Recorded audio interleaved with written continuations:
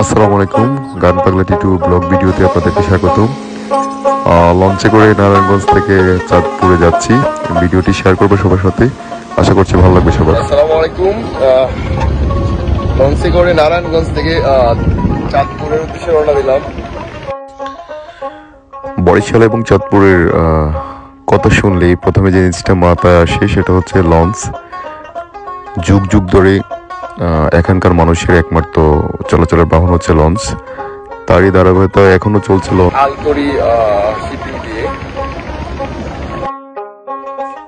পদ্মা সেতু এবং বিভিন্ন ব্রিজ হওয়াতে এখন বরিশাল এবং চাঁদপুরে গাড়ি চলাচল করে, গাড়িতে যাওয়া যায়। তারপরও লঞ্চ পুরোপুরি বিলীন হয়ে যায়নি, এখনো লঞ্চ চলছে এবং তাদের ঐতিহ্য তারা ধরে রেখেছে। খুবই চমৎকার চমৎকার দৃশ্য, আমার বেশ ভালো লাগতেছে। উপভোগময় একটা লঞ্চ জার্নি।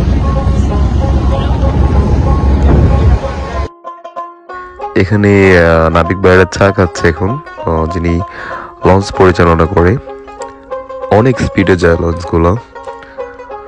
আমি একটু নিচে যাচ্ছি, আপনাদেরকে দেখানোর চেষ্টা করতেছি। এটা ড্যাক বলে মেবি। এখানে প্রচুর মানুষ, ভোরবেলাতে মানুষ একটু কম, মানুষের সংখ্যা কম, অনেকটা ফাঁকা।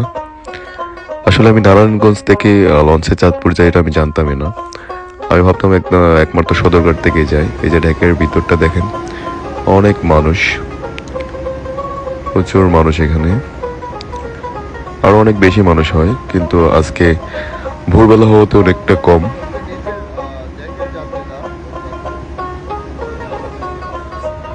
আমি বাহিরের ভিউটা একটু দেখাচ্ছি লঞ্চের নিচতলা থেকে। এই যে দেখেন, অসাধারণ একটা ভিউ, চমৎকার। এখানে দাঁড়িয়ে থাকলে অনেকটা ভালো লাগে। আমি অনেকবারই আসছি এখানে, তাই ভাবলাম এই দিকটাও একটু ভিডিও করে দেখাই। বড় বড় শিপগুলো যাচ্ছে, এগুলো দেখা যাচ্ছে পণ্যবাহী শিপিং জাহাজ যেগুলো, এগুলো।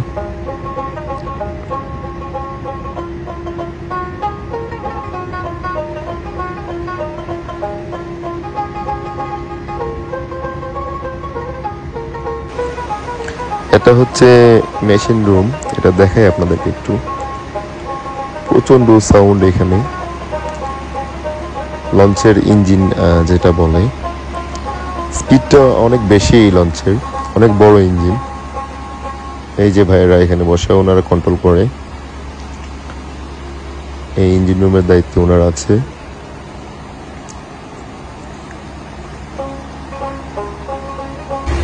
সবচেয়ে বেশি ভালো লাগার জায়গা হচ্ছে আমার এইটা, লঞ্চের পিছন থেকে এই ভিউটা একদম অসাধারণ। বোঝা যাচ্ছে কোনো সমুদ্র দিয়ে যাচ্ছি। পিছনে একটা শিপ অনেক বড় এবং ভিউটা অস্থির। খুবই ভালো লাগছে এই জায়গাতে এসে। লঞ্চ যাত্রা আসলে সবারই ভালো লাগে, আমার কাছে একটু বেশি ভালো লাগে। নারায়ণগঞ্জ থেকে চাঁদপুর যাচ্ছি প্রথম। সদরঘাট থেকে অনেকবার গিয়েছি। বরিশালে অনেকবার যাওয়া হয়েছে। সদরঘাট থেকে প্রথম আমি যাচ্ছি নারায়ণগঞ্জ থেকে চাঁদপুরে লঞ্চে।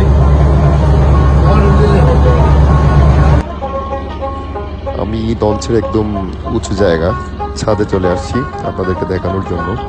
এখান থেকে ভিউটা একদম অসাধারণ একটা ভিউ পাওয়া যায়। আমি দেখাবো আপনাদেরকে চারিপাশটা। অসাধারণ একটা ভিউ এখান থেকে আসে, দেখায় খুবই চমৎকার লাগে। এখানে উঠলে সূর্যের তাপ, প্রচন্ড তাপ। চারিপাশটা একটু দেখায় আপনাদেরকে।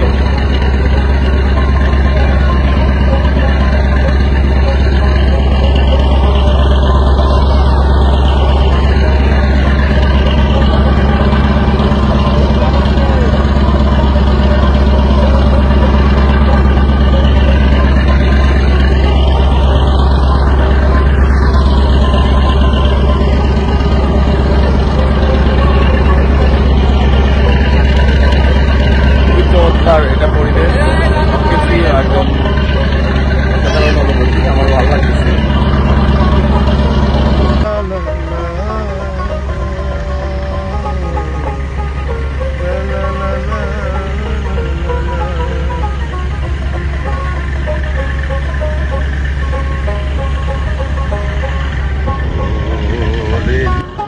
আমি এখন দ্বিতীয় তলাটা একটু ঘুরে দেখাবো আপনাদেরকে। এখানে আপনার পালিশ মামা আছে, জুতা পালিশ করতে পারবেন, চা আছে, সবকিছু আপনি লঞ্চের ভিতরে পাবেন। এখানে একটা স্টল আছে একদম কি আমি একটু দেখাবো আপনাদেরকে। এই ভিউটা দেখেন, একটু অসাধারণ রকম।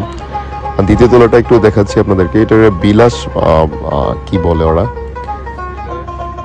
এই যে চেয়ার, এটা একটু স্পেশাল, এটার ভাড়াও বেশি। পুরোটা একটু দেখাচ্ছি ভেতর।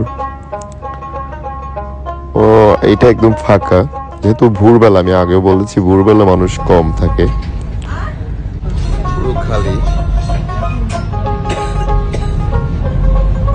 আমরা ঘুরে রওনা দিয়েছি, এই জন্য একটু খালি।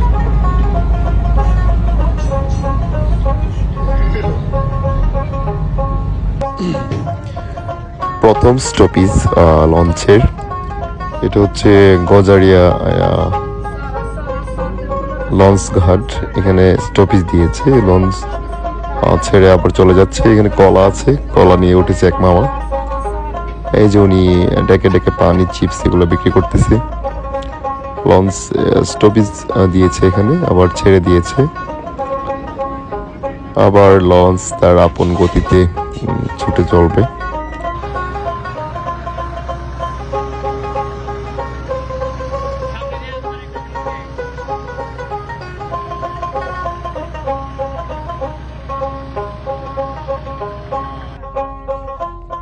দেড় ঘন্টার জার্নি শেষে আমরা আমাদের গন্তব্যস্থলে চলে এসেছি। এখন নেমে যাব। এটা হচ্ছে শাটনাল লঞ্চ ঘাট। আমরা এখানে নামবো।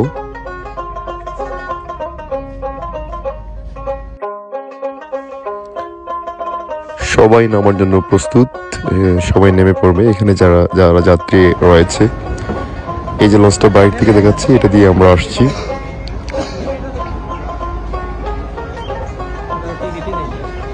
এটা হচ্ছে লঞ্চ ঘাট।